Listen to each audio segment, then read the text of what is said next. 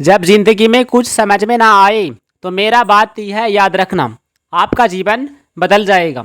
तो आइए दोस्तों जानते हैं भगवान श्री कृष्ण ने गीता में क्या कहा। सबसे बड़ी बात दोस्तों, भगवान श्री कृष्ण कहते हैं कि शरीर हर क्षण बदलता रहता है। एक क्षण के पहले वाला शरीर हम फिर कभी नहीं देख सकती। दोस्तों, इच्छा और अहंकार में जब बाधा खड़ी हो जाती है तो क्रोध पैदा हो जाता है। अंतःकरण में इस क्रोध का जो सूक्ष्म रूप रहता है उसे द्वेष कहा जाता है। प्राण शक्ति का नाम चेतना है। यह चेतना भी परिवर्तनशील है। सात्विक वृत्ति आने पर चेतना शांत हो जाती है और चिंता, शोक, भय, आतुरता आदि होने पर चेतन या प्राण शक्ति अशांत हो जाती है। यह प्राण शक्ति निरंतर नष्ट होती रहती है, अतः यह भी विकार रूप है। शरीर में मौजूद धारणा शक्ति का नाम धृति है। यह भी बदलती रहती है। मुसीबत आने पर व्यक्ति धृति को छोड़कर अधीर हो जाता है, अतः इसे भी विकार रूप कहा गया है। हिंसा 3 प्रकार की होती है: स्वयं हिंसा करना, किसी से हिंसा कराना और हिंसा का समर्थन करना। किसी भी प्रकार की हिंसा न करना अहिंसा है।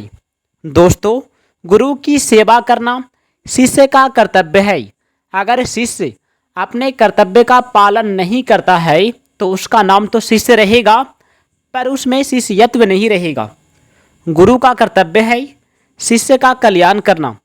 जब तक गुरु शिष्य से कुछ भी धन, मान, बड़ाई चाहता है तब तक उसमें गुरुत्व न रहकर शिष्य की दास्ता रहती है। बाहरी शरीर और भीतरी शरीर, मन की शुद्धि का नाम शौच है। जल, मिट्टी, साबुन आदि से बाहरी शरीर की शुद्धि होती है तथा दया, क्षमा, उदारता आदि गुणों से भीतरी शरीर यानी कि मन की शुद्धि होती है। जिनके साथ अपना घनिष्ठ संबंध रखें, उनकी सेवा करें, उन्हें सुख पहुँचाइए, पर उनसे सुख लेने का उद्देश्य ना रखी। एकांत जंगल में जाकर अकेले रहते हुए यह मान लेना कि मैं एकांत स्थान में हूँ, वास्तव में भूल ही है, क्योंकि सारे संसार का बीज यह शरीर तो साथ ही होता है। वास्तव में जब तक शरीर होने का अहंकार नष्ट नहीं होता तो सारे संसार से संबंध बना ही रहता है, चाहे कितने एकांत स्थान पर चले जाएं। भगवान के हर जगह सिर, मुंह, नेत्र, हाथ, पैर और कान है। उनका दर्शन कहीं भी किया जा सकता है। दोस्तों, भोजन के दौरान मन को शांत और प्रसन्न रखें। भोजन करने वालों की उपेक्षा भोजन कराने वालों की जितनी अधिक प्रसन्नता होगी वह भोजन उतने ही उत्तम दर्जे का माना जाएगा।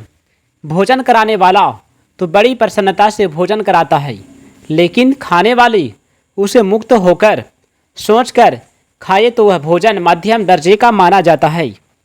भोजन कराने वाले में किसी घर आए व्यक्ति को देखकर यह भाव आ जाए कि इस मुसीबत को अब मजबूरी में भोजन कराना पड़ेगा। साथ ही व्यक्ति के मन में भी जबरदस्ती भोजन का स्वार्थ आ जाए, ऐसा भोजन निकृष्ट दर्जे का होता है। जिनसे हमें शिक्षा प्राप्त होती है, ऐसे हमारे माता पिता, बड़े बूढ़े, कुल का आचार्य, पढ़ाने वाले अध्यापक और जो आयु वृद्धा आदि में हमारे बड़े हैं, हमसे बड़े हैं, उन सभी को गुरु मानना चाहिए।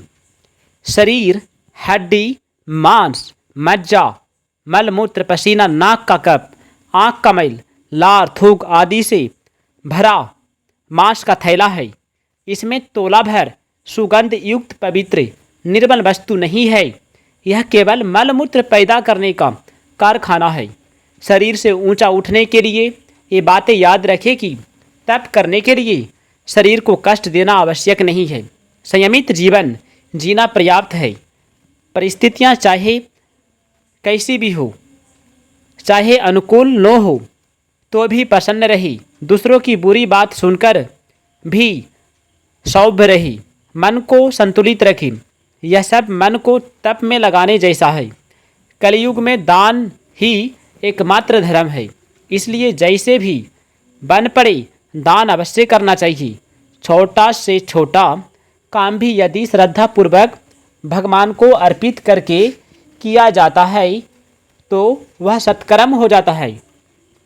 और दम पूर्वक विशाल यज्ञ आयोजन भी यदि श्रद्धा के अभाव में किया जाए तो वह मात्र असत कर्म ही होता है। दोस्तों, फल की इच्छा से किए गए शुभ कर्म भी त्यागने योग्य होता है। निर्धारित कर्मों का त्याग करने की आवश्यकता नहीं। यदि कोई भी व्यक्ति आलस्यवश या मेहनत से बचने के लिए कर्तव्य कर्म त्याग देता है तो वह राजसी त्याग होता है, इसका सुफल नहीं होता। जबकि मूर्खतावश कोई भी कर्म त्याग कर व्यक्ति ज्ञान के बिना, भक्ति के बिना त्याग करे तो तामसिक त्याग माना जाता है। भगवान श्री कृष्ण अर्जुन को कहते हैं, हे अर्जुन, सच्चा त्यागी वही होता है जो अशुभ कर्मों का स्वेच्छा से त्याग कर देता है तथा शुभ कर्मों को फल की आसक्ति के बिना संपन्न करता है। सच तो यह है कि शरीरधारी मनुष्य कर्मों को कभी त्याग ही नहीं सकता। अतः कर्म तो करना, परंतु फल की इच्छा को त्याग देना ही श्रेष्ठ त्याग है। यदि व्यक्ति फल की इच्छा बनाए रखता है तो शरीर छोड़ने के लिए और उसके बाद भी उसे अगले जन्म लेकर शुभ अशुभ फल भोगने ही पड़ते हैं। कर्म फल की इच्छा त्यागने से किसी भी काल में तथा किसी भी लोक में हमें वह फल अवश्य ही भोगना पड़ता है। हे पार्थ, सांख्य शास्त्र में कर्मों का अंत करने वाले 5 उपाय बताए गए हैं। इन्हें समझने का प्रयास करें। अधिष्ठान, कर्ताकरण चेष्टा तथा दैव, शरीर तथा क्रिया के स्थान को अधिष्ठान कहा गया है। वैसे भी सभी क्रियाएं प्रकृति के द्वारा ही उत्पन्न होती है। कोई मूर्खतावश स्वयं को कर्ता मान ले, उसे परिणाम भोगना ही पड़ता है। शरीर के कर्म संपन्न करने वाले अंगों को करण कहा जाता है। नाक, कान, आँखें, हाथ पैर सब करण है। ज्ञानेंद्रियों की क्रिया बोलना, देखना, सुनना, चलना तथा सूंघना आदि चेष्टाएं हैं। दोस्तों, दैव का अर्थ होता है भाग्य या पूर्व के संस्कारों को कहा जाता है। और भगवान श्री कृष्ण कहते हैं, जैसे संस्कार होते हैं उसी के अनुसार प्रारब्ध बन जाता है। प्यारे दोस्तों, यदि वीडियो अच्छा लगे तो वीडियो को लाइक कीजिएगा, चैनल को सब्सक्राइब करके कमेंट में जय श्री कृष्ण राधे राधे जरूर लिखिएगा। जय श्री कृष्ण।